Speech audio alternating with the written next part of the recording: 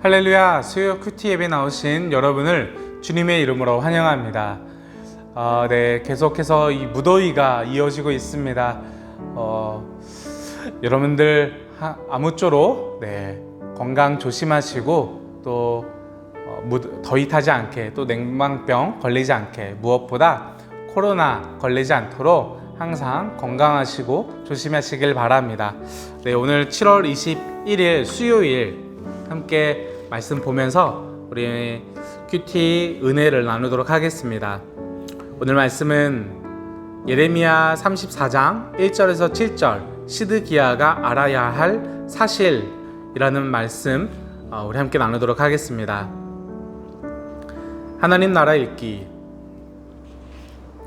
이 말씀은 바빌로니아 왕 느부갓네살이 자기의 모든 군대와 자기의 통치를 받고 있는 땅의 모든 왕국과 모든 백성을 이끌고 예루살렘과 그 주변의 모든 성읍들을 공격하고 있을 때 주님께서 예레미야에게 하신 말씀이다.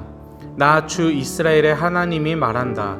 너는 어서 유다 왕 시드기야에게 가서 나의 말을 전하여라.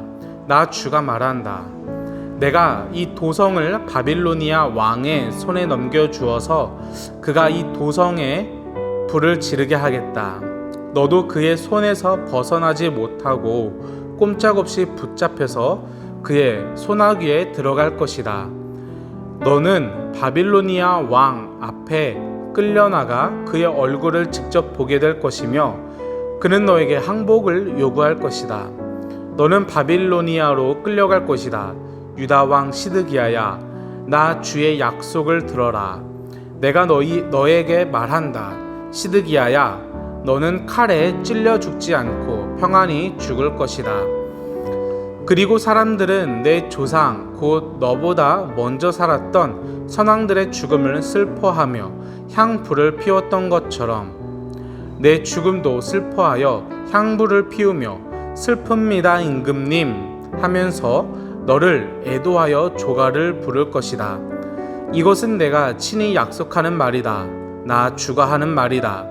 예언자 예레미야가 예루살렘에서 유다 왕 시드기야에게 이 모든 말씀을 전하였다. 그때 바빌로니아 왕의 군대는 예루살렘과 유다의 남은 성읍들을 공격하고 있었는데 그 당시 유다의 요새화된 성읍들 가운데서 남은 것이라고는 라기스와 아세가 뿐이었다. 아멘. 하나님 나라 묵상하기. 성경 속의 하나님 나라. 앞선 4장의 본문은 하나님께서 폐허 위에 새 언약으로 세우실 회복의 세상을 노래했습니다. 그러면 왜 하나님은 굳이 그토록 큰 징계를 내리셔야만 하는 것일까요? 그 이유가 34에서 36장에서 제시됩니다. 본문은 그 배경입니다. 예레미야가 계속해서 예언했던 대로 바빌로니아 왕이 들이닥쳐 유다 땅을 초토화시키고 있을 때 하나님께서는 예레미야를 급히 시드기야 왕에게 보내셨습니다. 예언은 두 부분으로 이루어져 있습니다. 첫 부분은 이 전란이 하나님의 뜻에 의한 것이며 시드기야는 결국 끌려가게 될 것이라는 내용입니다. 두 번째 부분은 시드기야가 평안한 죽음을 맞을 것이라는 내용입니다. 언뜻 보기에 충돌하는 내용처럼 보이지만 항복하면 큰 고통을 면할 수 있다는 앞서 거듭된 예언들을 떠올리면 하나님의 의도를 이해할 수 있습니다. 하나님은 그가 죄와 실패를 인정하고 항복하여 고통을 최소화하기를 원하십니다. 결과는 그 반응에 달렸습니다. 함께 은혜를 나누도록 하겠습니다. 오늘 본문은 남유다가 바벨론에게 완전히 함락당하기 직전의 모습을 그리고 있는데요. 하나님께서는 왜 남유다가 바벨론에게 함락당해야만 하는지 그 이유를 말씀하고 있습니다. 오늘 본문에 시드기야라는 인물이 나옵니다. 이 시드기야라는 이 왕이 되기 전에 그 직전 왕이 여호야긴이라는 왕이 있었는데요. 바벨론에서 이 여호야긴의 부친을 이제 죽여버렸습니다.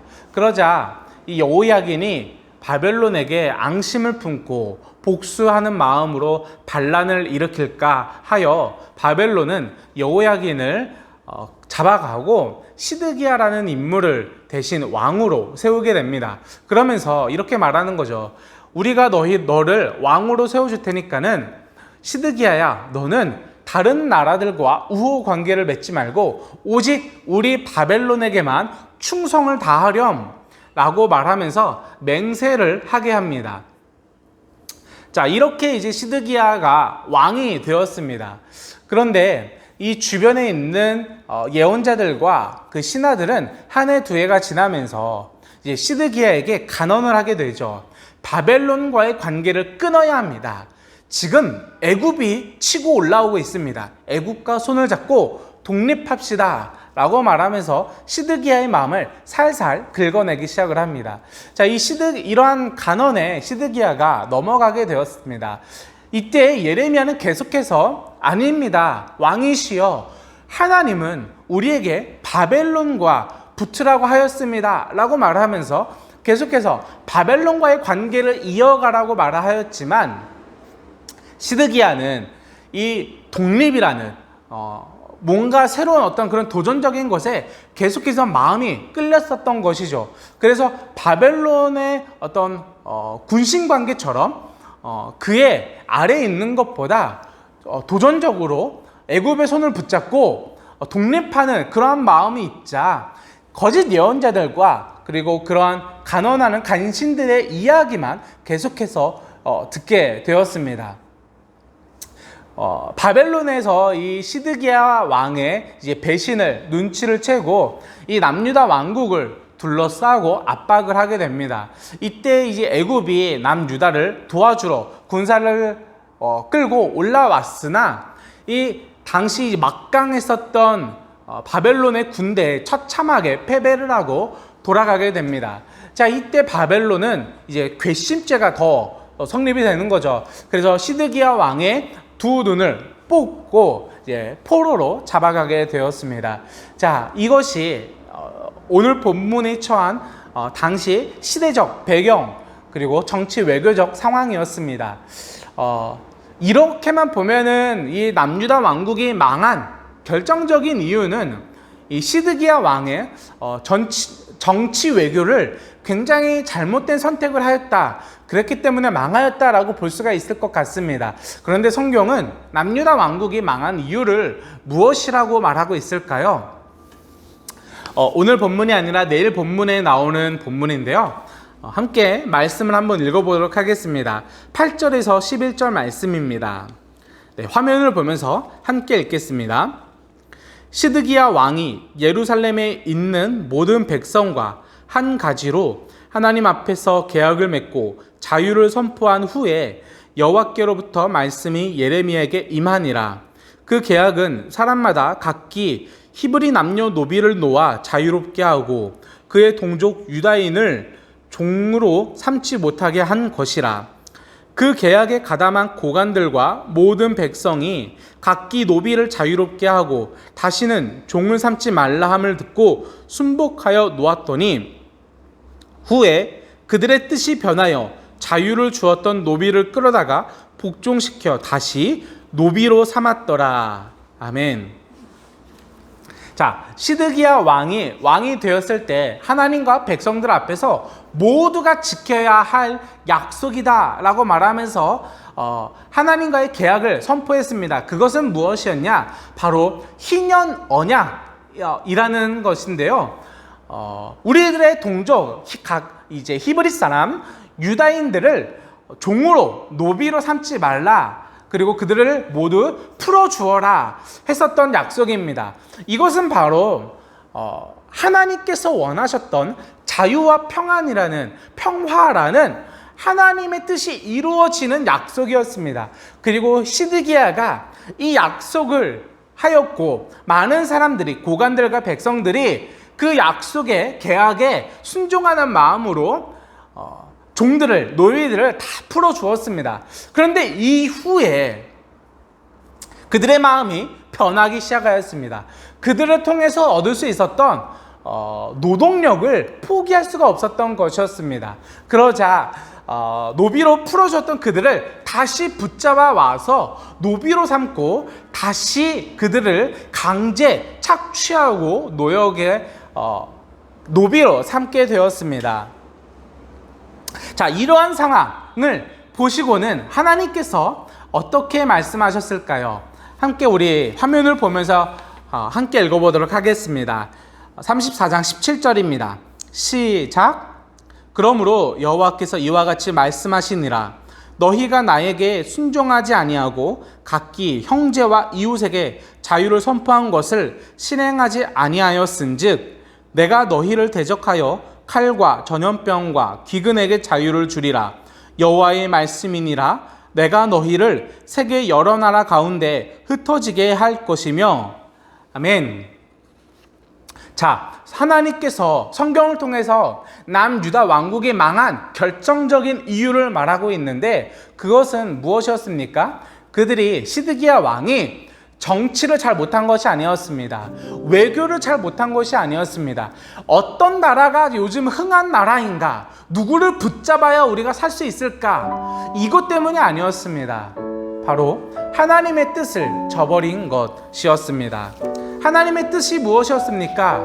남유다 왕국 그 안에 자유와 평화가 있는 것이었습니다.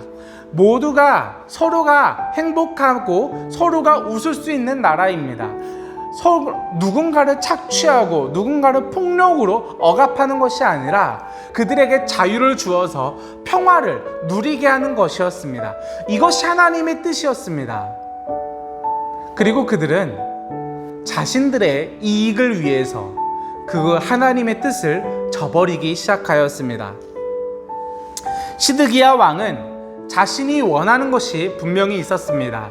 그는 애굽을 잡고 싶었습니다. 애굽을 잡고 싶었기 때문에 애굽을 말하고 있는 예언자들과 간신들의 이야기만 듣고 예레미야의 말은 듣지를 않았습니다. 듣고 싶은 것만 들었고 보고 싶은 것만 보았습니다. 하나님의 뜻이 무엇이든지 간에 상관하지 않고 신경 쓰지 않고 자신의 눈앞에 있는 이익을 쫓아가는 사람이었습니다.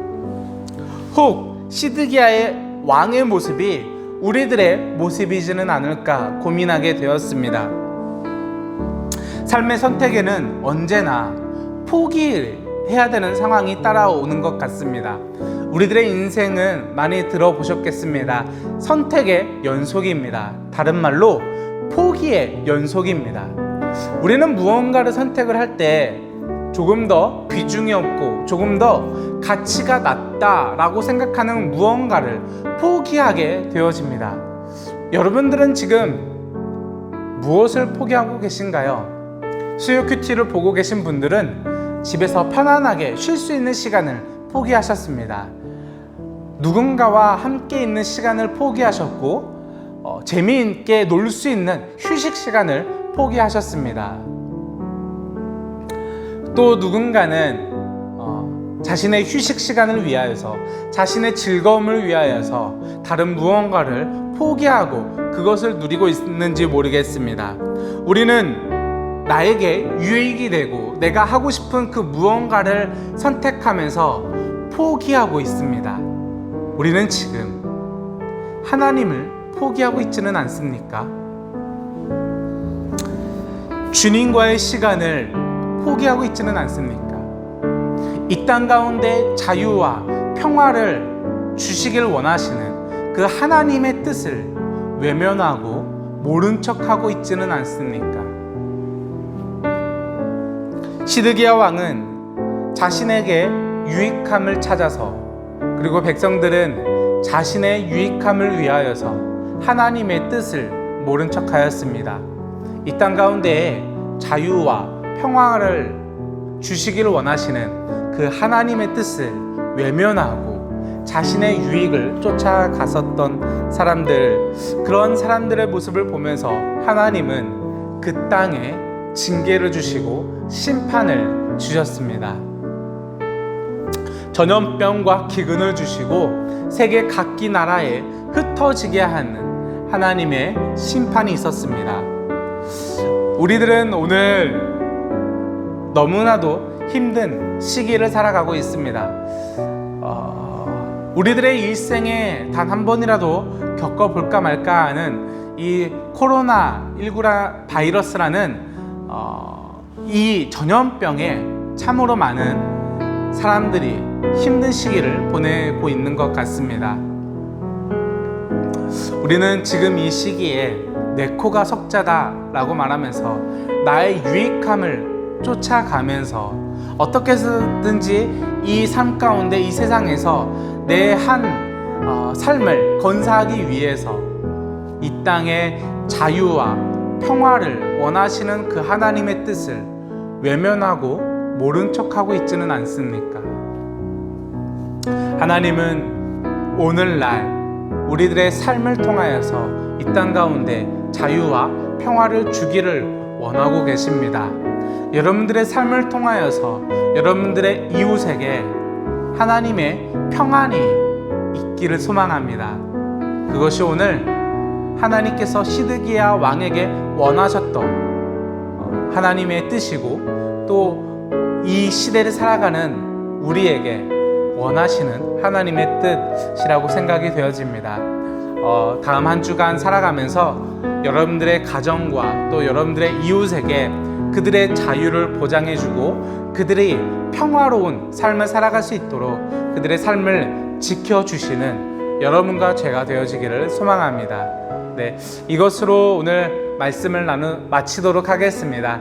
네, 계속 무더위가 이어지고 있는데요. 여러분들 항상 건강 조심하시고 또 코로나로부터 항상 안전한 삶을 살아가시기를 바랍니다.